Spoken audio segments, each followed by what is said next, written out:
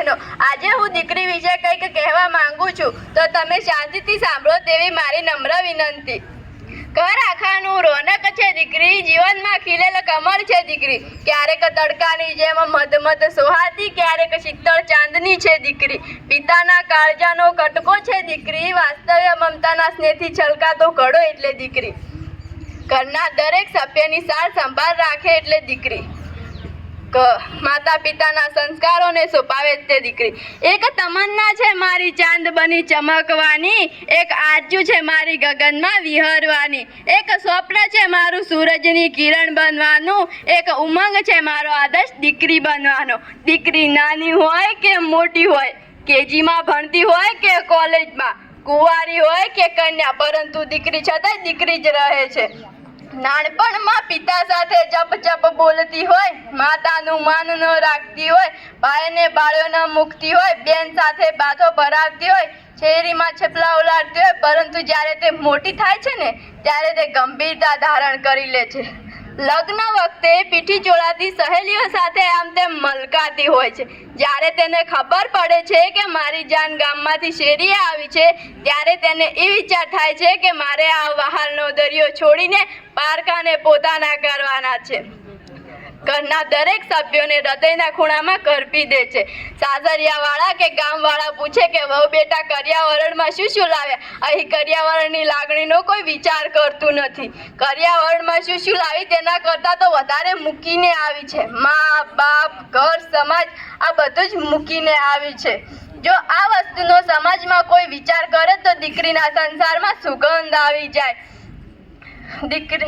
દીકરીના સંસારમાં સુગંધ આવી જાય. એક નવી વહુનું સાસરિયામાં આવવું એક નવા બાળકના જન્મદિવસ જેવું છે. જે આટલી ઘડા પિતાના ઘરે હતી એટલે કાંઈ ચિંતા નથી. હવે સાસરિયામાં ચાલતા શીખવું પડશે. જો સાસુ કે સસરા અન્ય કોઈ સભ્ય આ વાતનો ખ્યાલ કરે તો દીકરીના જન્મ થતાં જ પિતાને ત્રીજી આંખ મળે છે, જે તેના દિલમાં છુપાયેલી હોય છે. એ હા પપ્પા, એ આવી પપ્પા, એનું નામ જ દીકરી. એનું નામ જ દીકરી. દીકરી જ્યારે સાસરિયેથી પિયર આવે છે ત્યારે કંઈ લેવા નથી આવતી, પોતાના પિતાની આર્થિક સ્થિતિ જોવા આવે છે. તેની ખબર લેવા આવે છે કે કંઈ વાંધો તો નથી ને, અને તેના પિતાની આર્થિક સ્થિતિ જોઈને ઘરના દરેક સભ્યને સૂચના આપતી જાય છે કે મમ્મી તું મારા પપ્પાને આદુવાળી ચા દેજે, ઓ ભાભી તમે માસ્તરની જેમ પાણી દેજો, ઓ ભૈલા તું પપ્પાને હેરાન ના કરતો, હું તારા આધારે જ જાઉં છું, કોઈને ચિંતા ન થવા દેતો. અહીંયા ઉપસ્થિત જેટલા પણ દીકરીના માતા પિતા છે તેમને મારી એક જ વિનંતી કે તમે દીકરીને એટલી દૂર ન મૂકતા કે શિયાળાની ગળગળતી ઠંડી હોય, ચોમાસાની મેઘલી રાત હોય અને પિતાના છેલ્લા શ્વાસ હોય, પણ દીકરી પિતાને ચમચી પાણી નથી પીવડાવી શકતી.